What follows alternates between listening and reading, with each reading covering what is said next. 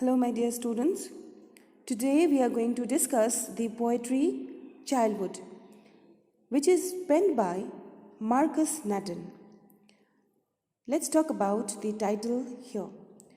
Childhood, as we know, it is a phase of dependence, immaturity, ignorance and foolishness. Because at that time children don't possess intelligence, decision-making ability, are not aware about the things which are happening around them. So, what are the views of Marcus Natten we will read in this poetry. But before that, let me tell you that we don't know much about Marcus Natten. It is because there is no trace of his biography in any of the books. We just know that he is a Norwegian writer, except that we just know him as the writer of this poetry, Childhood. Let's start with the introduction of the poem. Childhood by Marcus Natten is a poem about the childhood of the poet.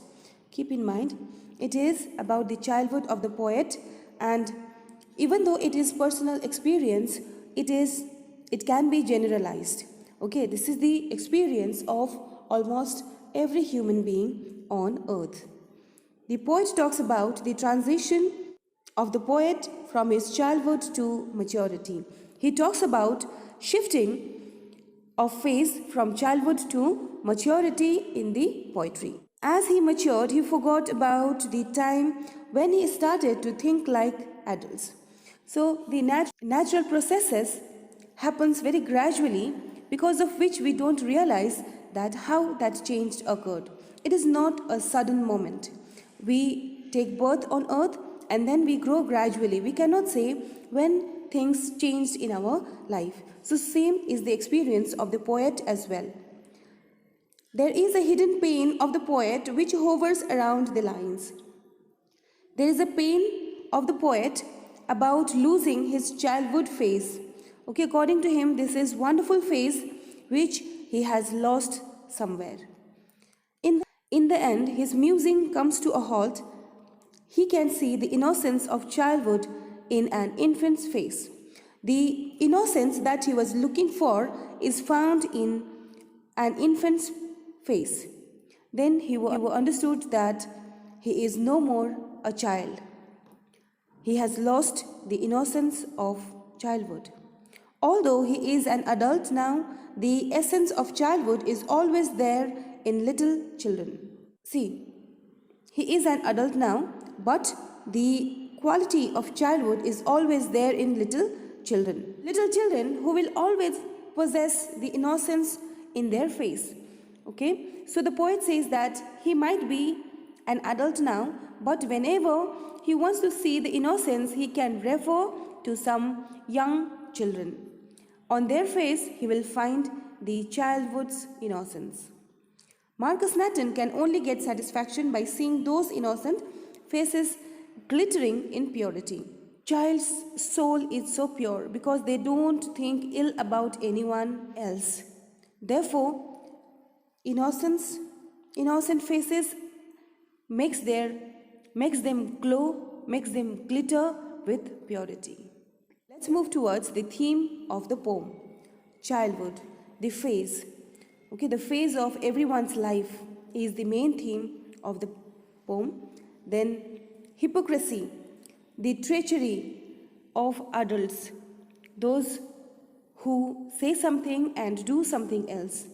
Those people who are having dual faces. That is also the theme of the poem. Then egotism. Egotism is another theme of the poem. It is because adults are full of ego, whereas children are not. They fight for a while and in the very next moment, they patch up with their friends, their parents and their relatives. But adults take it to a longer period. They take it seriously, the fights, the quarrels that they have, they take it seriously and they ruin their life along with others because of egotism and hypocritic nature. These are the three themes of the poem. Let's talk about the structure of the poem. Childhood contains 4 stanzas. The first 3 stanzas have 6 lines and there is a variation in the last one which has only 4 lines.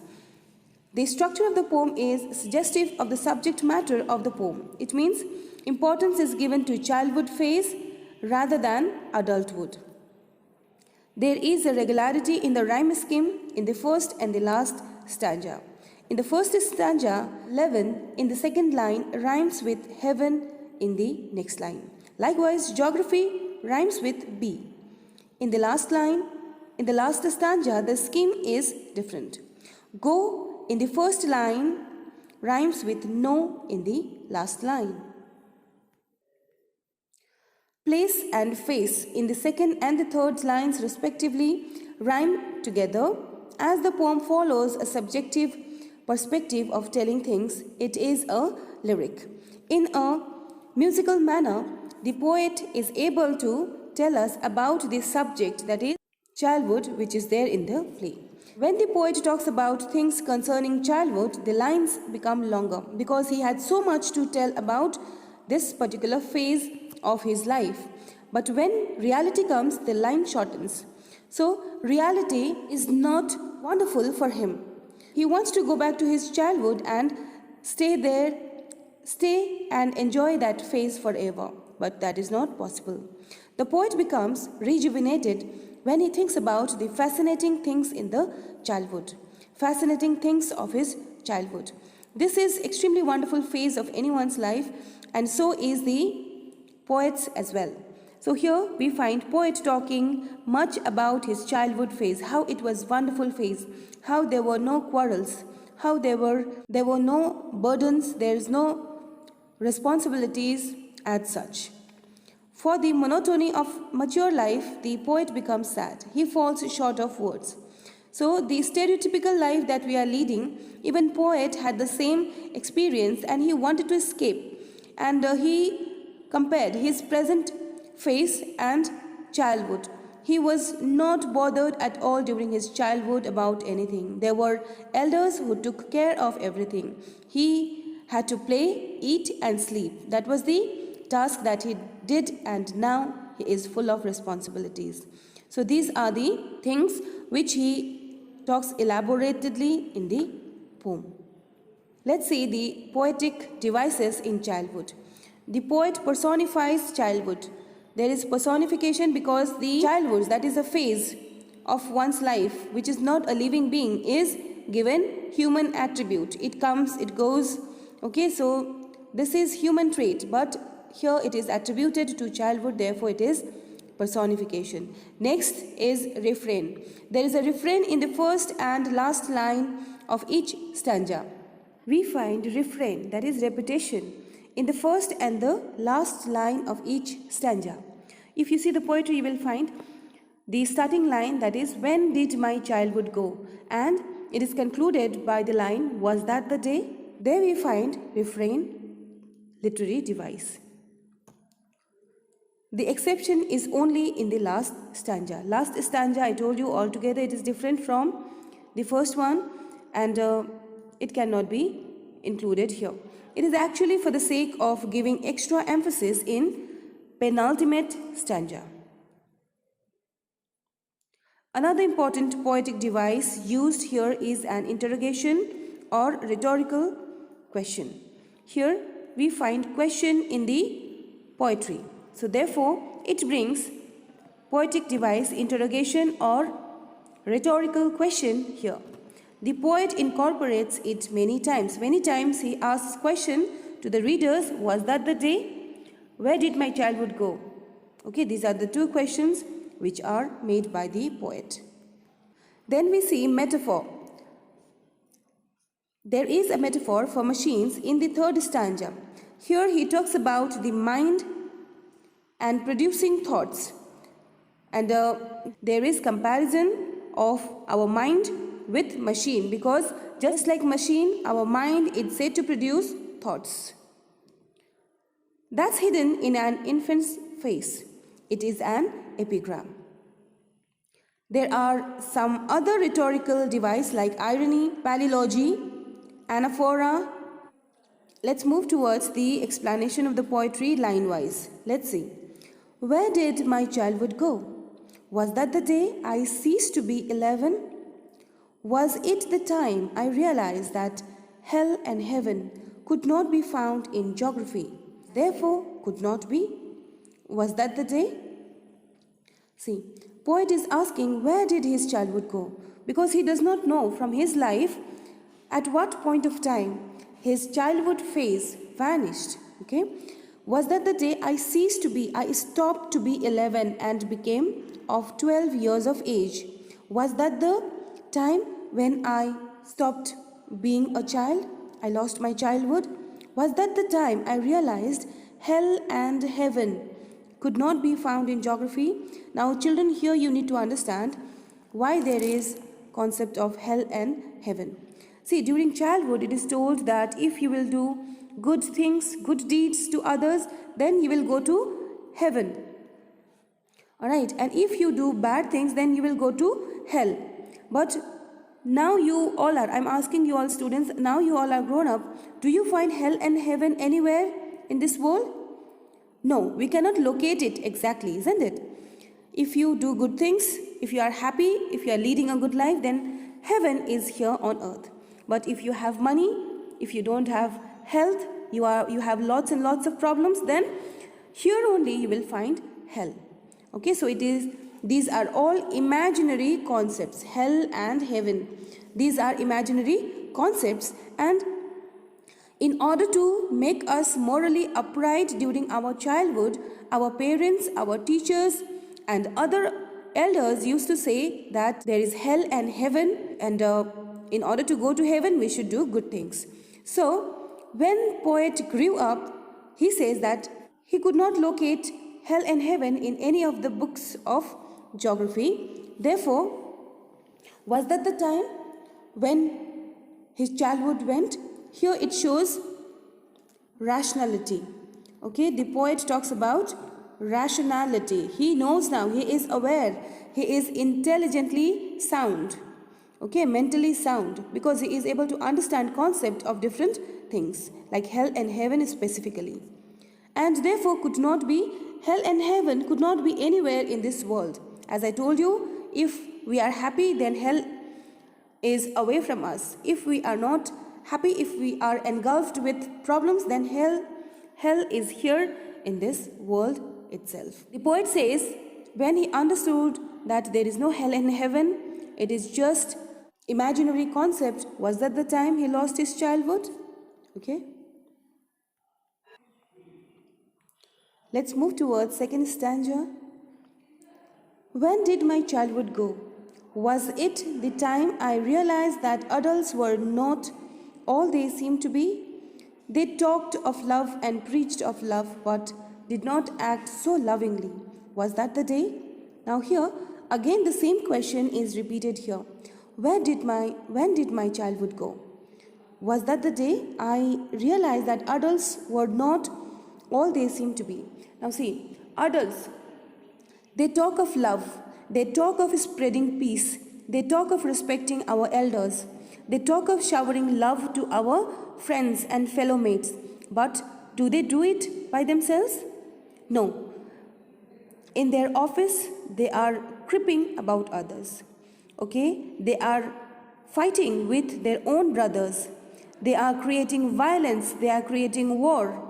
They are disrespecting their parents in front of their children. Not only that, they preach of love, but they don't practice it by themselves.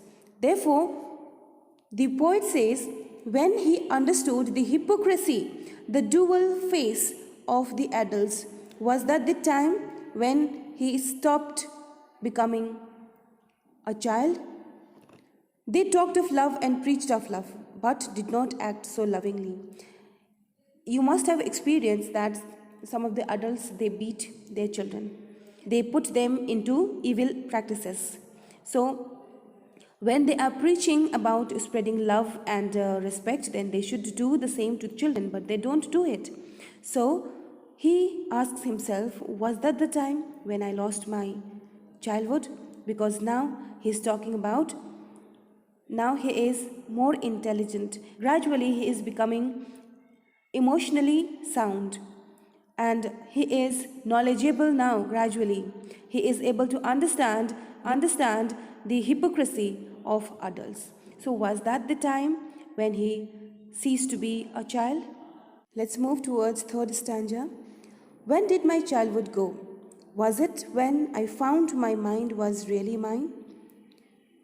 To use whichever way I choose, producing thoughts that were not those of other people, but my own and mine alone. Was that the day? Children, this stanza is extremely important compared to rest. Okay, here he talks about the difference between childhood and adulthood. A person is under the impression of others can never have their own opinion.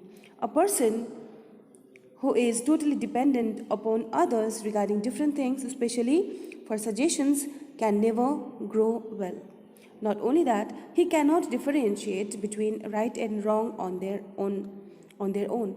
But the poet is quite sad and nostalgic when he realizes he has lost the innocence of childhood. He feels that the loss of childhood is a great loss, because it is only in childhood that one trusts other and does not start finding faults with others.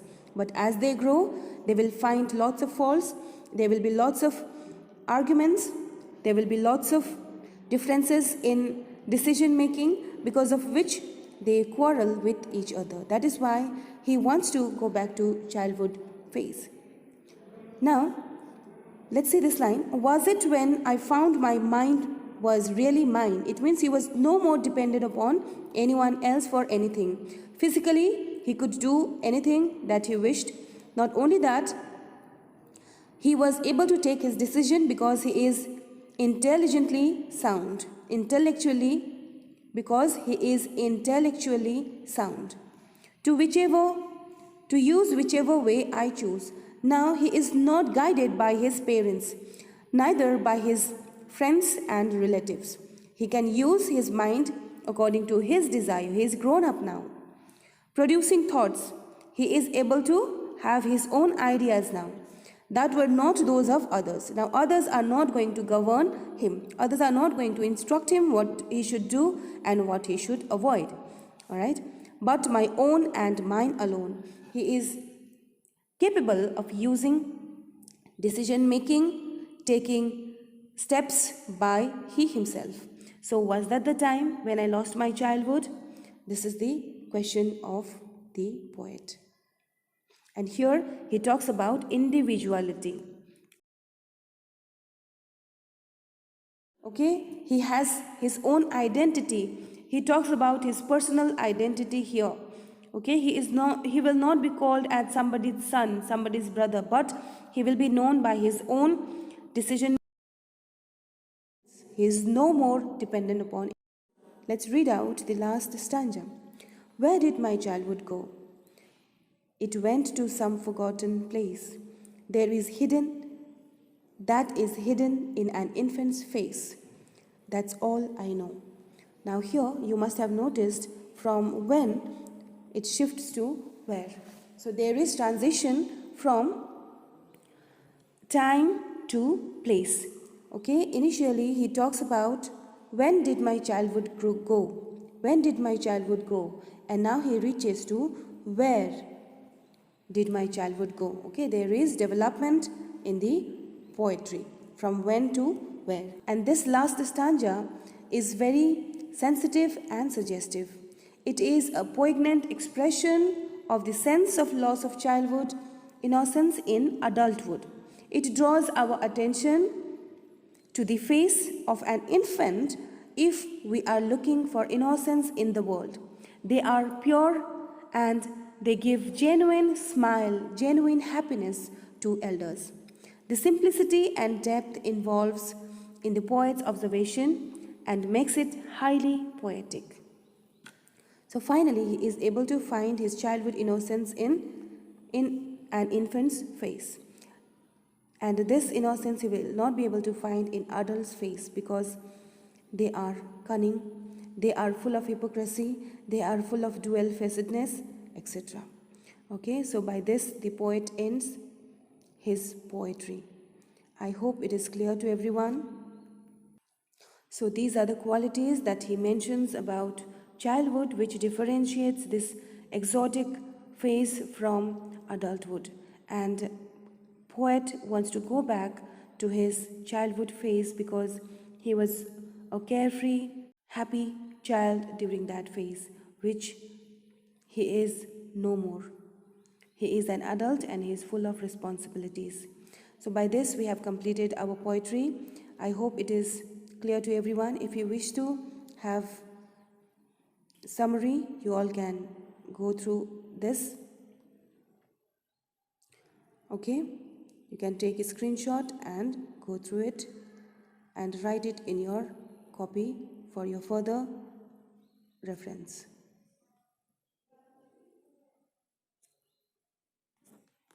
Okay, thank you everyone. We will meet with another video soon.